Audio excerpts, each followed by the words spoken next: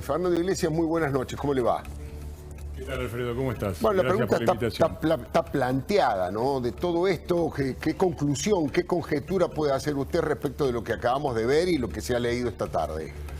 Bueno, la conjetura es la misma que hicimos algunos en 2019, que esto es la crónica de un gobierno anunciado, un gobierno formado por gente procesada por la justicia que se terminó robando las vacunas.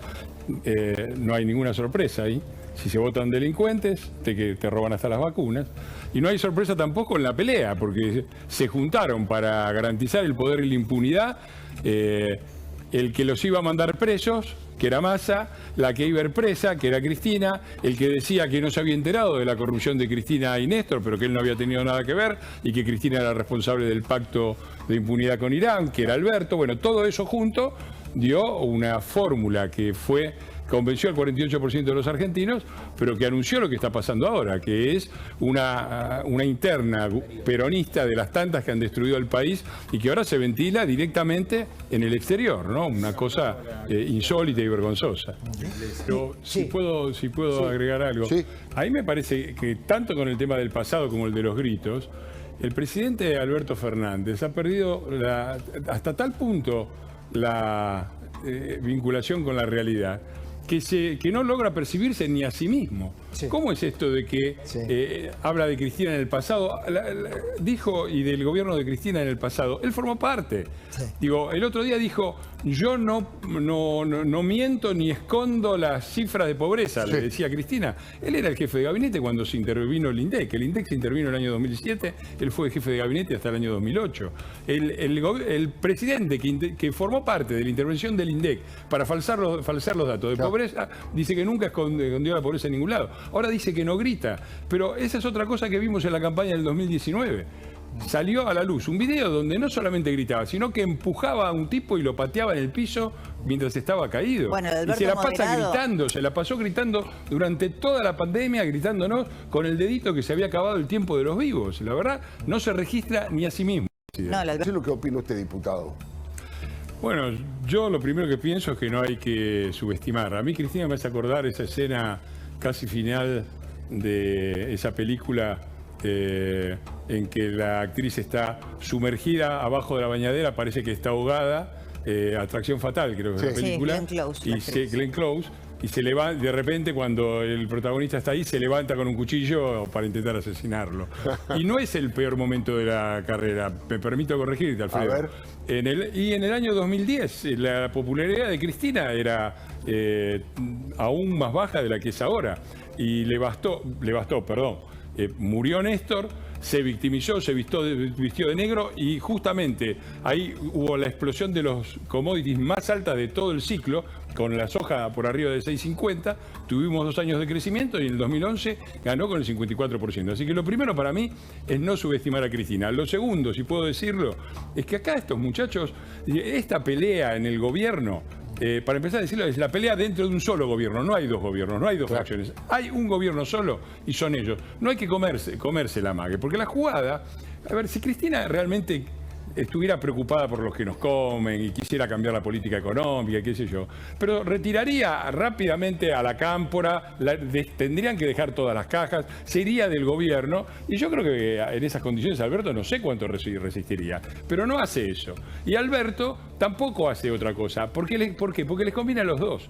Le conviene a Cristina estar ahí, mantener las cajas, al mismo tiempo que preserva su capital político y se postula como la oposición del propio gobierno que armó él, pero le conviene también a Alberto tenerla ahí a Cristina. A Cristina no le conviene que Alberto se caiga y tener que enfrentar ella la situación. Y a Alberto le conviene tener ahí. Y atrás de todo esto hay un solo elemento que lo significa, y es el peronismo.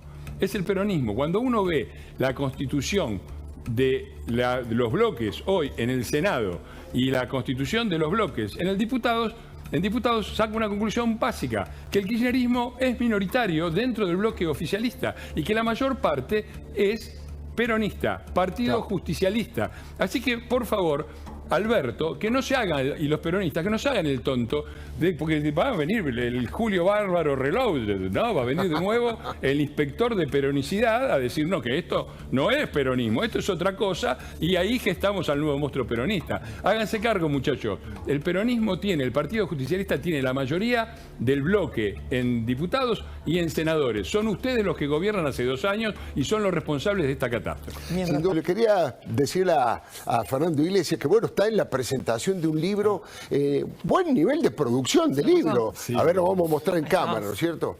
Lo vamos a mostrar en cámara. Los días más felices, ¿eh? Ahí se ve o lo muestro a la gira. Ahí está, ahí se está viendo. Los días más felices, el modus operandi económico de la leyenda peronista. Bueno, en realidad es una crítica feroz a toda la política económica del gobierno, no del gobierno, del peronismo en general, de todas las épocas. Es así. Así es.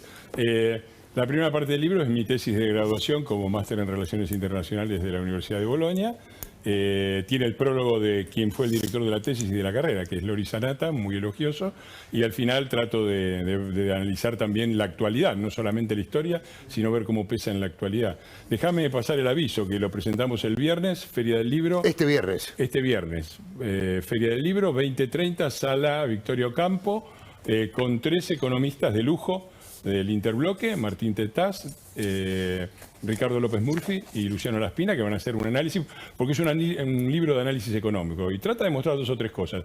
La primera que muestra, que me parece de forma definitiva, es que todos los males que hoy sufrimos de la economía argentina y que fueron definidos en la célebre fórmula de Dornbusch y Edwards como los males del populismo, que son inflación, déficit fiscal, restricciones externas y reacciones adversas de los mercados.